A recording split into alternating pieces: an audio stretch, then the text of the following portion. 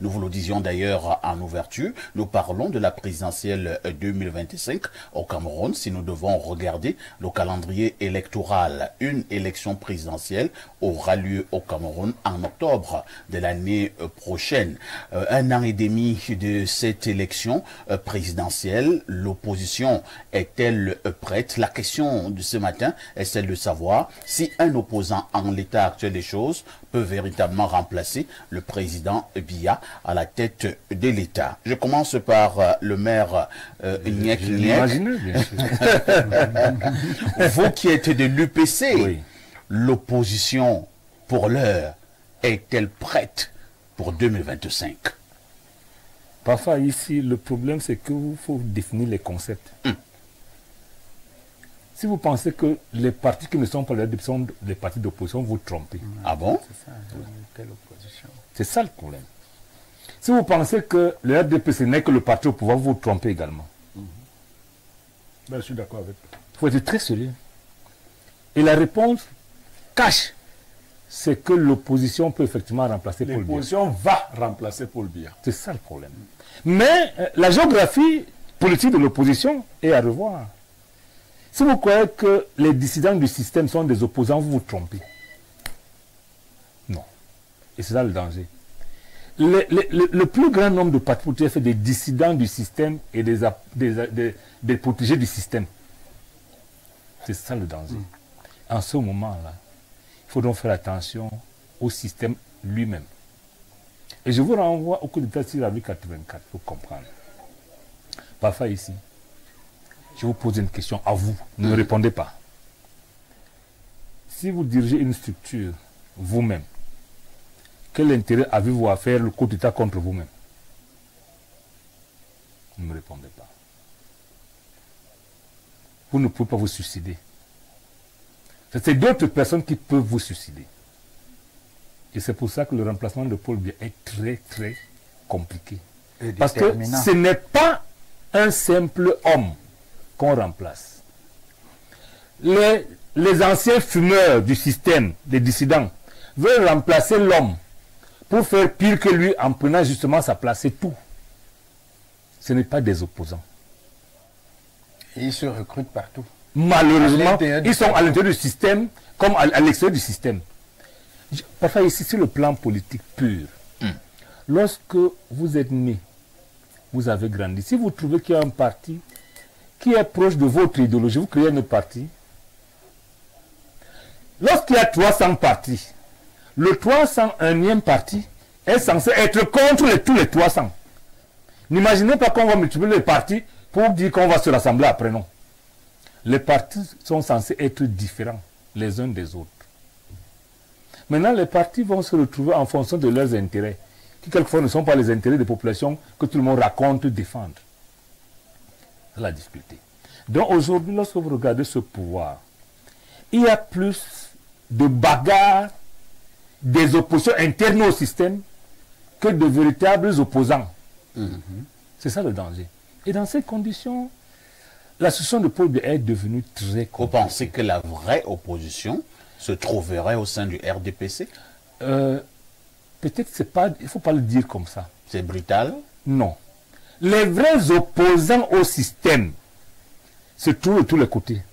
Mais ceux qui ont la capacité de faire imploser le système sont à l'intérieur. Et c'est la bagarre là qui a conduit à la mort de Martinez Zogo. Ah bon? Oui. Quand je vous renvoie à 84, vous croyez que 84... Martinez Zogo est mort pour le pouvoir? Bien sûr. Il est mort à cause du pouvoir.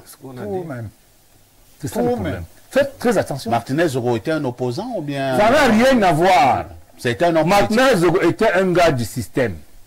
Il a été manipulé, sa mort. Je ne dis pas qu'il a été manipulé. Il a servi un pan du pouvoir, du système, et l'autre l'a tué. Nous sommes exactement à 3 étapes. Si la vie 84, c'est octobre 92, et maintenant c'est la même structuration du pouvoir. En 84, Paul Biya avait commis la même gaffe que Bazoum au Niger. C'est de vous avez le pouvoir, et 2 ans après, vous maintenez le pouvoir entre les gens qui vous l'ont donné. Qui a intérêt à vous rappeler à l'ordre? Ne me répondez pas. Finalement, vous nous posez des questions, vous dites que ne doit pas 92.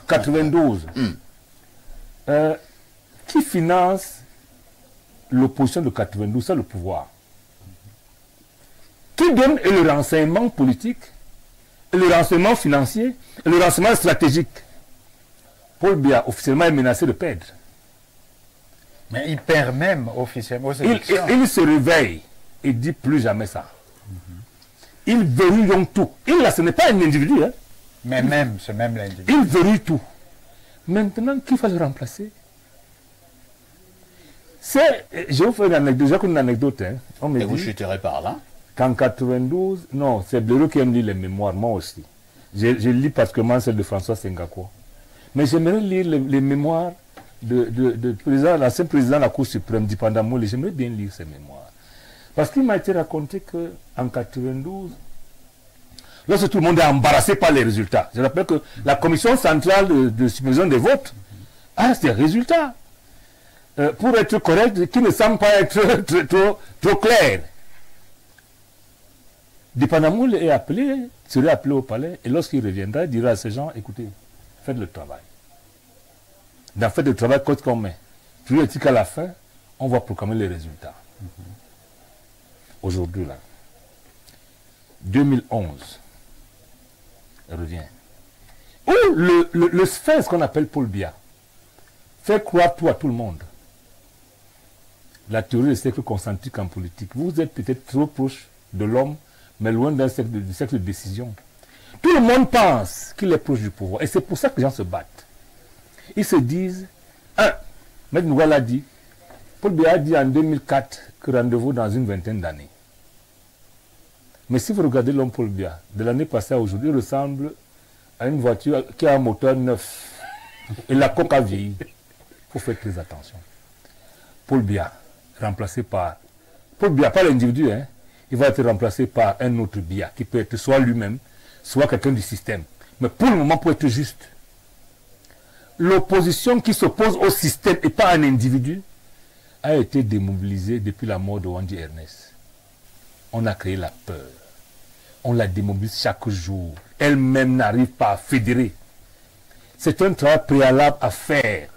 La reconstruction ou la construction de la nation camerounaise. C'est-à-dire, maintenant c'est l'UPC qui parle. La mission de l'UPC était de fédérer les populations pour en faire un peuple, afin que ce peuple devienne une nation, et que cette nation a la conquête de sa souveraineté, qui n'est pas la simple indépendance qu'on nous a octroyée.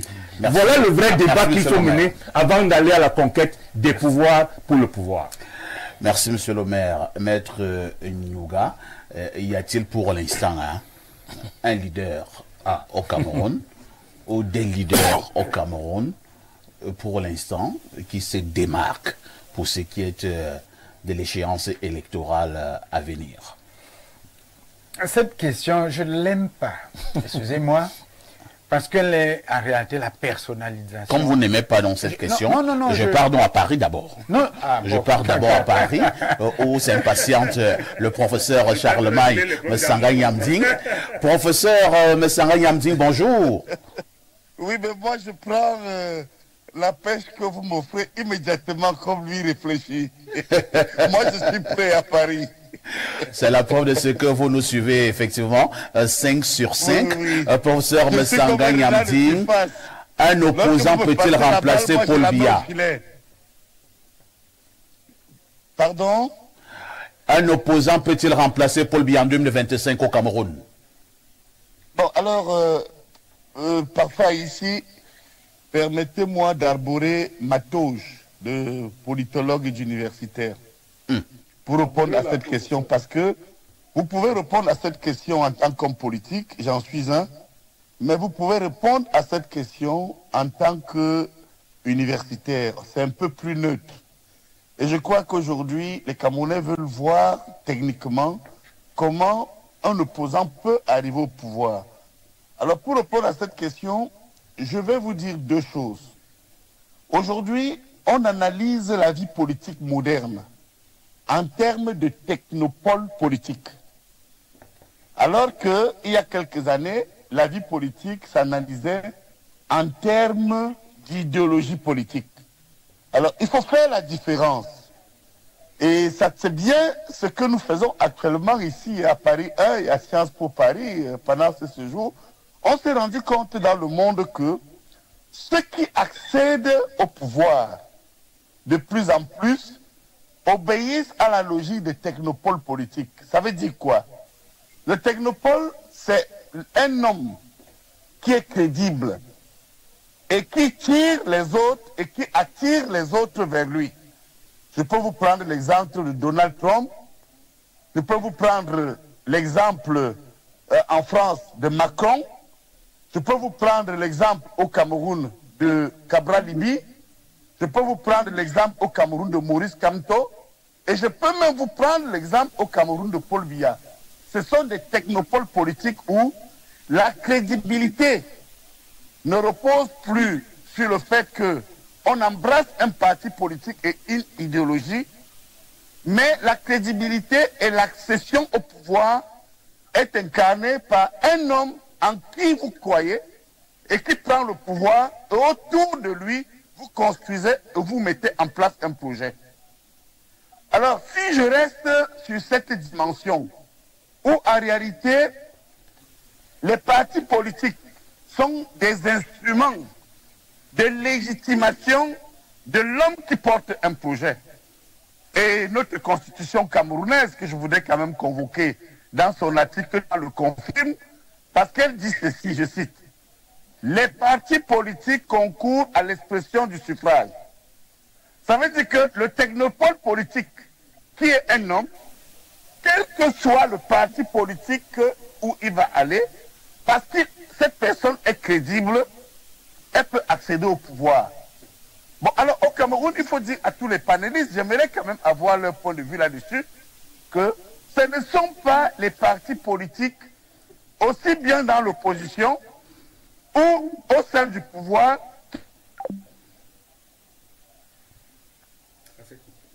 Le professeur Messanga Yamding, nous avons été coupés, la connexion Paris-Yaoundé a quelques soucis. On y reviendra avec la participation de nos équipes techniques. Maître Noura, c'est vous qui aviez la parole. Oui, le professeur a expliqué pourquoi je n'aime pas je n'aimais pas la question. Parce qu'elle était très personnelle. Et effectivement, j'allais prendre l'exemple de Macron, j'allais même prendre l'exemple de Donald Trump, ou des individus, parce que la question renvoie, vous avez posé la question de savoir est-ce qu'il y a un leader ou des leaders pour l'heure qui se démarquent. Cette question renvoie justement à la personnalisation du leadership. C'est-à-dire que c'est un individu qui attire et il utilise la plateforme idéologique comme simplement un prétexte pour légitimer sa personne. Et quand on regarde le système américain qui a placé Donald Trump dans ces conditions, et le système même français avec Macron qui a été placé, et même on a commencé avec Sarkozy, qui s'est commencé, on a vu la fragilité de ces systèmes. Aujourd'hui au Cameroun, ce que le maire Nyek a développé, c'est effectivement une opposition entre tenants d'un système et opposants au même système. Et c'est ça qu'il faut définir. Est-ce que ces systèmes sont capables de constituer des pôles idéologiques qui peuvent porter des individus? C'est-à-dire que c'est le système qui s'analyse, je veux dire, qui se forme et qui disent que, écoute, voilà ce qu'il faut faire, et on met, j'ai envie de dire, n'importe quel individu pour faire valoir le système, pour entretenir le système. C'est ça la question à laquelle il faut répondre aujourd'hui. Et je pense qu'au Cameroun, il faut dévoiler de quel système il s'agit. En fait, nous avons un système prébandier, laissé par les colonisateurs, qui consiste en quoi? Le système prébandier, écoutez, c'est nous qui avons le pouvoir.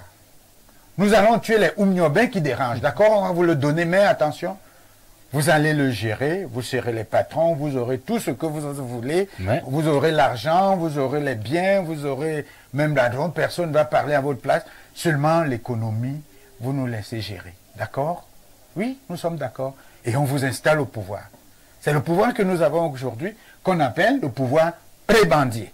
Parce que lorsque vous prenez le pouvoir, vous n'avez cure de la question nationale, vous n'avez que de la formation de la nation, vous n'avez rien à voir avec votre tout, c'est tenir le pouvoir, gérer le pouvoir, jouir du pouvoir. C'est comme ça que, un peu partout, un directeur devient le propriétaire de son service, un ministre c'est le propriétaire de son ministère, le président c'est le propriétaire de l'État, etc. Il faut opposer à ce système un autre système qui consistait, et c'était le système des fondateurs de la nation, à créer une nation camerounaise. C'est-à-dire à fédérer les entités nationales, les valeurs anthropologiques, les valeurs sociales, les valeurs culturelles, à partir desquelles on construit une unité politique qui permet évidemment de susciter des leaders. Un leadership national, c'est d'ailleurs pour ça que la plupart appelaient le leadership UP6 le leadership nationaliste. Donc, c'est pour ça que je suis content de l'intervention du professeur, qui, quand je disais que je n'aime pas cette question, parce que cette question, plutôt que de chercher la construction de la nation, elle cherche des individus. Au-delà de la construction de la nation, Maître Nougat, toujours est-il qu'il y a des individus qui portent le projet. Alors je dis, oui, non, mais il faut Qui porte quel projet? Le projet politique. Le projet politique ne peut pas être le fait d'un individu. Le projet politique, c'est le fait d'une équipe. Parce que le projet politique national, il est d'abord un projet anthropologique. Pour une élection présidentielle, Oui. on élit pas une équipe, on élit un individu. Je sais. Mais il faut que cet individu, plutôt que d'être un individu, doit être le produit d'un système, le produit d'une idéologie. C'est-à-dire que nous avons dit, ici ensemble, que nous allons construire une équipe qui a les valeurs de chacun de nous. Moi, je comprends simplement, Maître Nougat, je comprends simplement que nous n'avons personne pour l'instant qui se démarque. Ah oui, on peut aussi le dire, parce qu'effectivement, ce n'est pas nouveau de dire que le problème camerounais est un problème de leadership. En réalité, non seulement nous n'avons pas de leader qui soit capable d'offrir, de faire une offre collective, nationaliste, mais on n'a pas non plus de leader capable de construire l'offre qui va produire le leader. Merci beaucoup. Pierre Bluriot-Niemek, à la conquête du pouvoir. Il n'aime pas beaucoup à la conquête du pouvoir pour un pays comme le Cameroun, on l'a vu ailleurs. N'est-il pas important que cette opposition puisse parler d'une seule voix? Quelle opposition? Quelle opposition? C'est ça la question. C'est ça le problème. Quelle opposition? Oui, c'est... Peut-être que le professeur Messanga répondra également, hein, lui qui est à nouveau en repérage. Professeur Messanga, oui. Une fois de plus, rebonjour. Oui. Oh bonjour, c'est le réseau camerounais qui nous a fait des tours. Je pensais bien que du côté de Paris, vous n'avez pas un problème de réseau. Non, non, pas du tout ici. Professeur, vous avez la parole et pour cette fois, je vous donne exactement 2 minutes et demie. Bon, d'accord. Moi, de toute façon, je sers l'analyse. Vous privez peut-être certains qui veulent écouter des bonnes choses. Bon, je gagne du temps. Je vous parlais donc, j'ai écouté Maître Nougat. Lorsque je parle de technopole politique, ça veut dire que c'est l'homme, un homme aujourd'hui qui porte un projet. Vous savez, la vieille approche de partis politiques qui vient par l'idéologie prendre le pouvoir est dépassée. Vous voyez, en France, on l'a vu ici avec l'échec d'Hollande, on l'a vu ici avec l'échec des gaullistes, on l'a vu avec les partis politiques aux États-Unis, au Cameroun même, ça a échoué totalement au point où on nous fait croire que c'est le RDPC qui porte Paul Biya, mais en réalité c'est Paul Biya qui porte le RDPC. Allez voir comment les gens font campagne. Que ce soit au municipal ou au législatif, ils vous disent toujours que Paul Biya a dit que, Paul Biya a fait que. Bon, pour répondre donc simplement à votre question pour les auditeurs, moi je fais l'éducation populaire. L'opposition peut bien prendre le pouvoir. Pourquoi? Parce que quand vous observez le landerneau politique actuel, les gens peuvent être contents ou mécontents, qui apparaît comme un homme d'alternance hargneux qui conteste l'ordre politique porté par le président Biya. Je regrette, c'est Boris Kamto. Vous savez, il faut être de loin pour observer ce qui se passe au Cameroun. Pendant que les autres disent qu'il n'y a personne dans le RDPC capable de remplacer mon maître politique, qui a dit lui-même qu'il verra s'il doit continuer ou aller se reposer au village. Mais c'est M. Kamto qui donne l'impression de pouvoir le remplacer. Moi, je vous dis que c'est possible. Pour une seule raison. C'est possible que M. Kamto puisse remplacer M. Biya?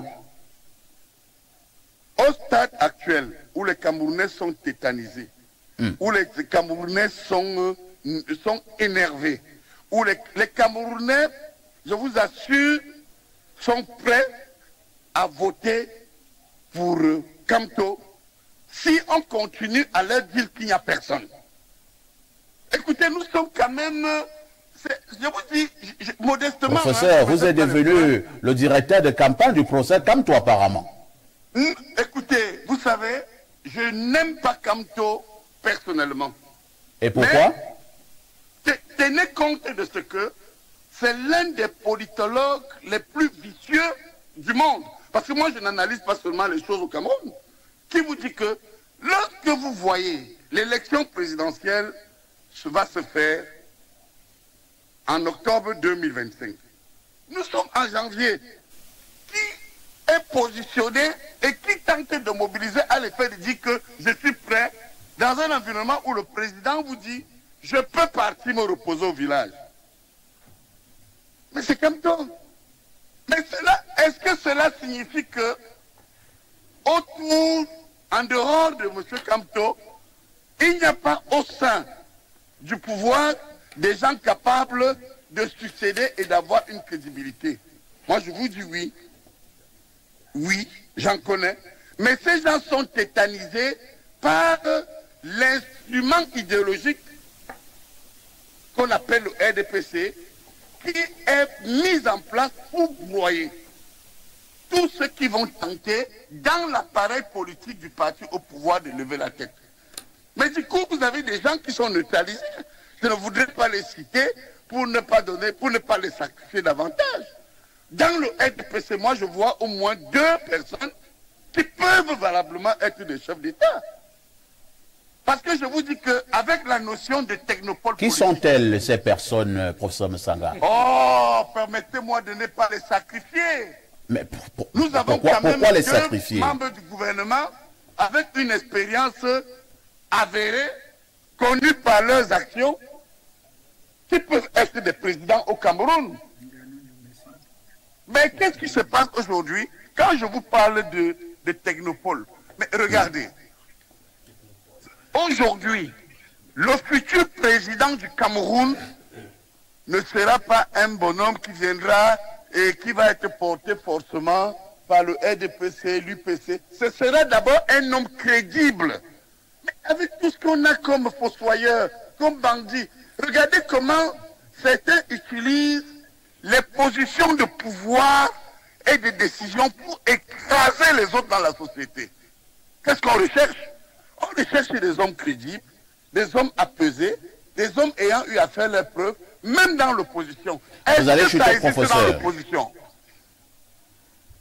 Alors, dans l'opposition, je suis désolé de vous dire que vous allez peut-être demain donner toujours l'impression que oui, un Bamileke ne peut pas. Parce que ce qui se passe avec Kamto, si Kamto se transforme, Kamto décide d'abandonner les petits règlements de compte personnel et il se positionne comme un véritable leader qui peut, parce que le Cameroun va mal. Est-ce qu'il va mal? Oui.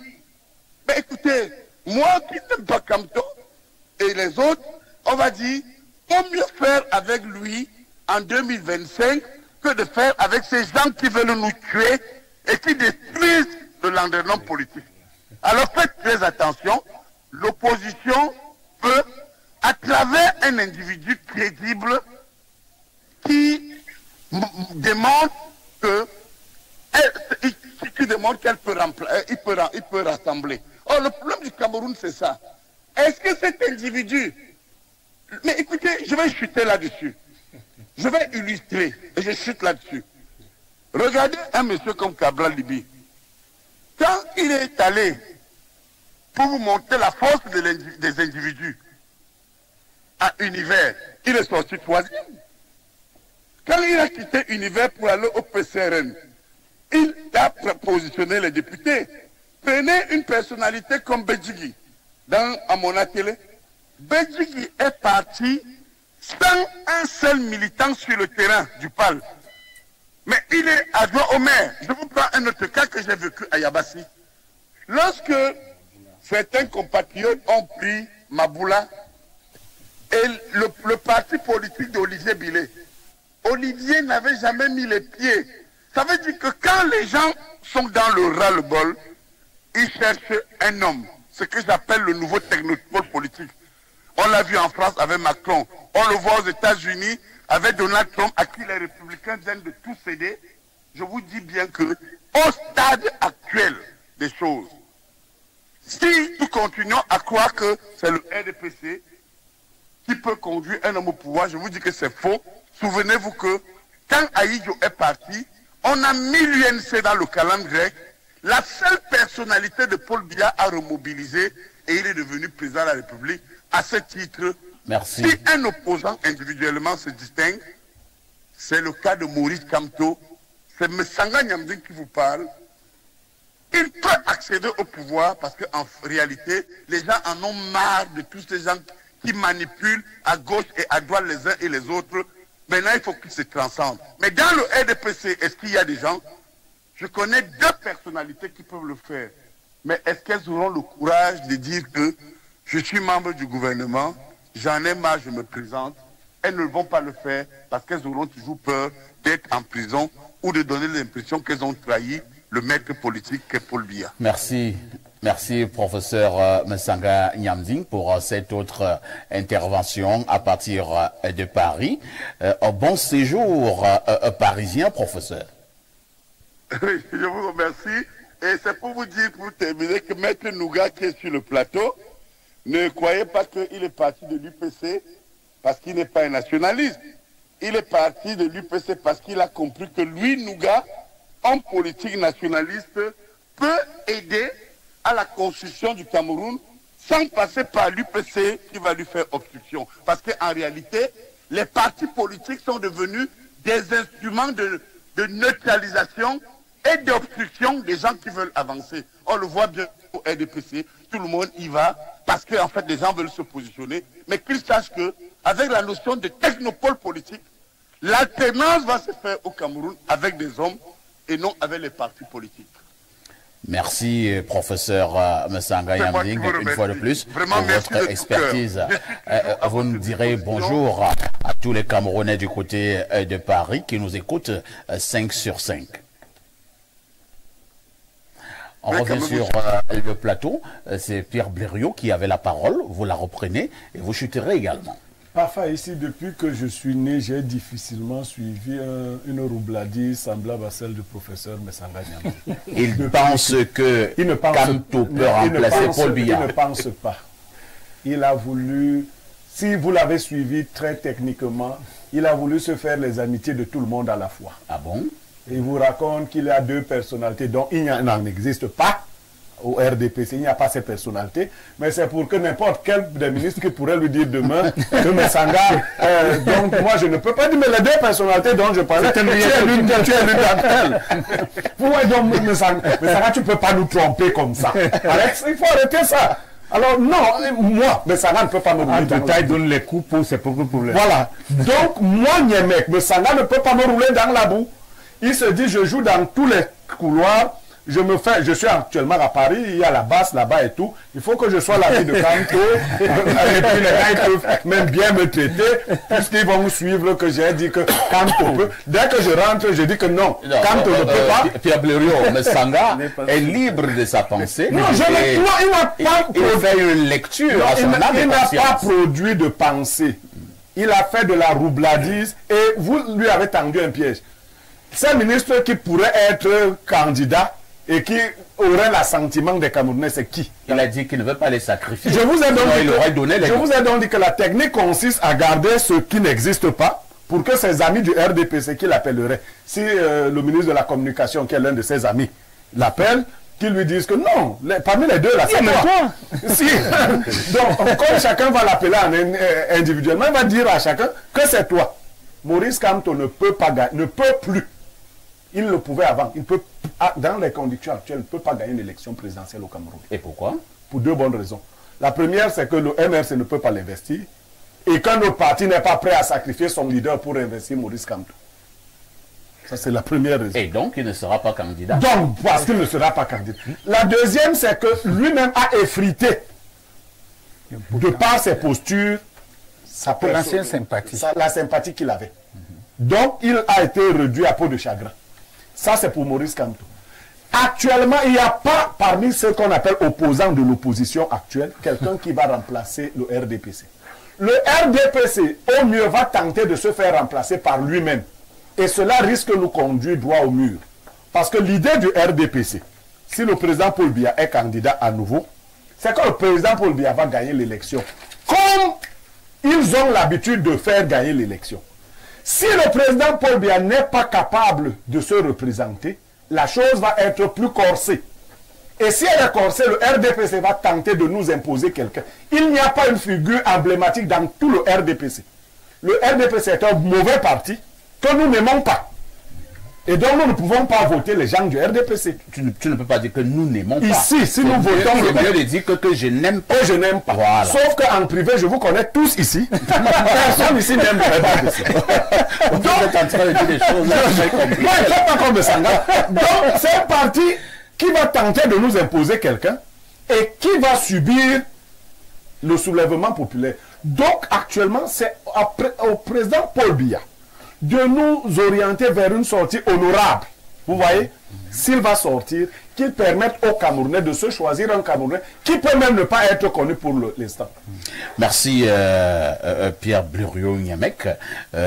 Bawa Bouba, nous sommes en train de voir et chercher à comprendre si un opposant peut remplacer le président Paul Biya en 2025. Pour l'instant, quand même, lorsque vous observez quand même ces opposants camerounais, on a parlé tout à l'heure de Maurice Kamto, c'est le professeur Msanga qui en parlait. Vous avez également quelqu'un comme Cabral Libi, l'honorable. Vous avez le président Bello Bouba Maïgari. Vous avez des gens... Est-ce que Bello Bouba Maïgari est candidat? Il faut citer les gens qui peuvent être candidats. C'est un opposant? Non, non, il faut citer les candidats. Continue. Vous avez le ministre Issa Tiroma, qui est un opposant. Parfois, ici, ne gâtez pas votre émission à la fin. Je ne gâte aucune émission, non, Pierre Blériot. Ce sont des opposants camerounais. Qui peut encore voter Issa Tiroma? Vous enlevez la casquette d'opposant à M. Tiroma. Citez les autres. M. Tiroma est un opposant historique au Cameroun. C'est très bien. Alors, M. Bouba, quand vous voyez donc toutes ces personnalités de l'opposition, avez-vous l'impression que pour 2025, une de ces personnalités peut remplacer M. Biya? Oui, parfait à ici, je suis assis à côté d'un philosophe, un grand professeur de philosophie. Et je voudrais que cette thématique-là soit abordée sous un angle pédagogique.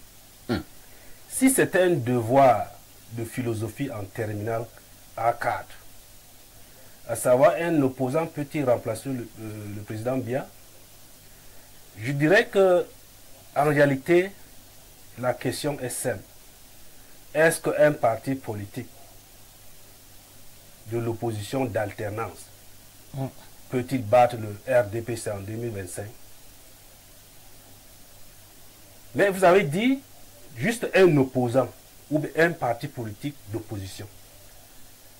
Le philosophe a réagi premièrement. Il a dit de quel parti, de quelle opposition s'agit-il? Évidemment, en philosophie, nous devons commencer par expliciter les concepts. Qu'est-ce qu'un parti politique d'opposition? Existe-t-il un seul ou deux types de partis d'opposition? Je dirais que, en parlant sous la bienveillance du professeur de politologie, M. Messanga Yamdi, il existe deux types de partis politiques d'opposition.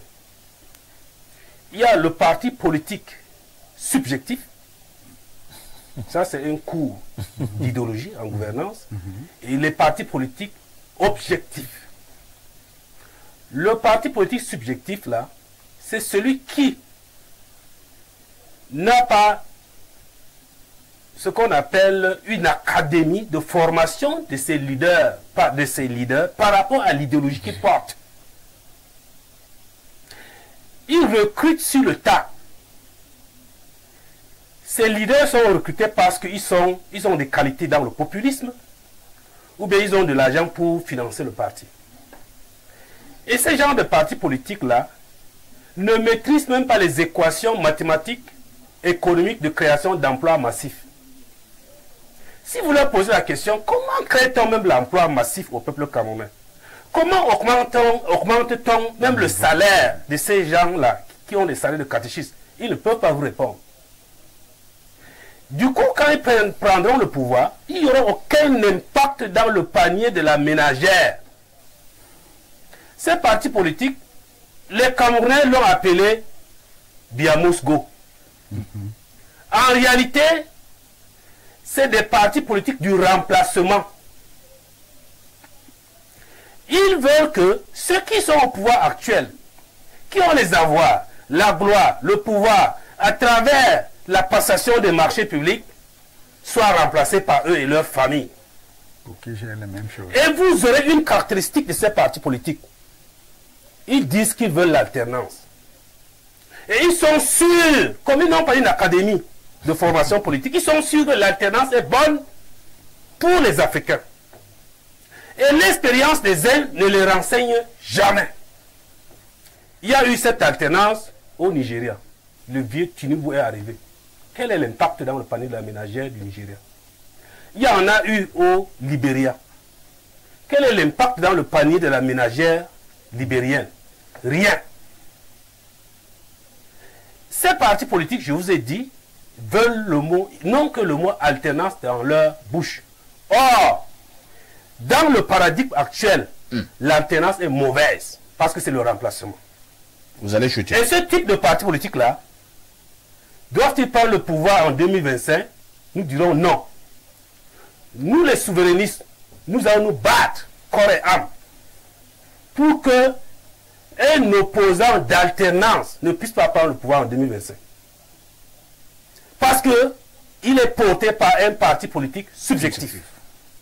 Maintenant, revenons donc au deuxième type de parti politique. Ce type de parti politique-là s'appelle le parti politique objectif. Il doit savoir construire un peuple-nation.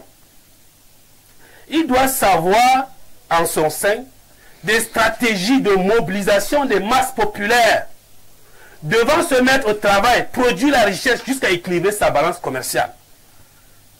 Et sa prise de pouvoir a un impact dans le panier de la ménagère. Et il ne parle plus de remplacement, mais du changement. Et ce changement-là ne s'appelle jamais l'alternance. Ça n'a rien à y voir avec l'alternance. Ce changement-là s'appelle l'alternative politique.